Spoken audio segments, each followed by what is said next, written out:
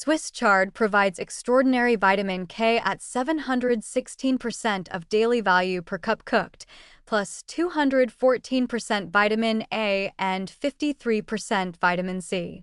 The colorful stems in red, yellow, and orange indicate additional phytonutrients, making chard both nutritious and visually stunning. Yet it remains relatively obscure in many American kitchens. The slightly earthy, mineral taste is described as milder than kale, making it a good introduction to dark leafy greens. This is somewhat true, though earthy and mineral are polite ways of saying chard has a distinct taste that some people find metallic or reminiscent of dirt. Taste is subjective, and for people sensitive to these flavors, chard may not be appealing regardless of how it's prepared. The instruction to sauté stems first, because they take longer to cook than leaves, is practical cooking advice that many people don't know. The stems have a celery-like texture and require more time to become tender. But this two-step cooking process adds complexity to what should be a simple side dish. Baby chard is mentioned as milder and tender enough for salads. This is true, but baby chard is often sold in expensive mixed salad greens rather than on its own, making it a premium product rather than an everyday vegetable. The emphasis on not wasting the colorful stems is good from a food waste perspective. The stems are indeed nutritious and beautiful. However, if the stems aren't cooked long enough, they remain tough and fibrous, which can be unpleasant. Getting the timing right requires some cooking experience. The beautiful colors are noted as making dishes visually appealing. This is absolutely true. A sauté of rainbow chard is gorgeous.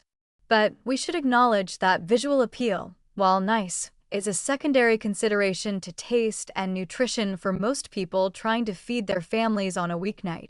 The warning about vitamin K content for people on blood thinners is mentioned, which is important. At 716% of daily value, chard can significantly impact blood clotting medication.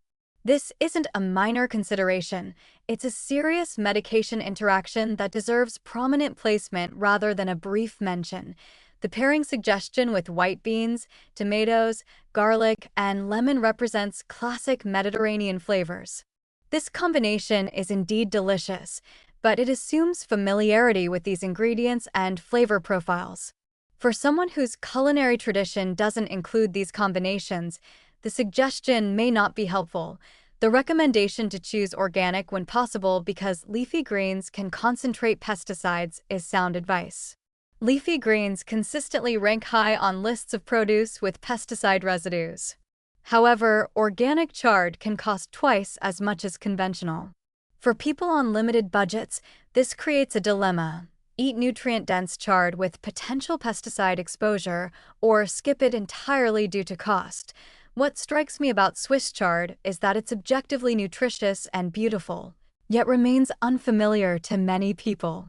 The colorful stems should make it appealing, but I suspect the earthy taste and cooking complexity keep it relegated to farmers' markets and health-conscious kitchens rather than becoming mainstream. The versatility is mentioned, adding to soups, stews, pasta, using large leaves as wraps, baking into frittatas. But each application requires different preparation techniques and cooking times. Chard isn't a vegetable you can just throw into anything. The synergistic benefits of vitamins K, A, and C are real. These vitamins work together to support multiple body systems. But eating chard occasionally won't provide these benefits.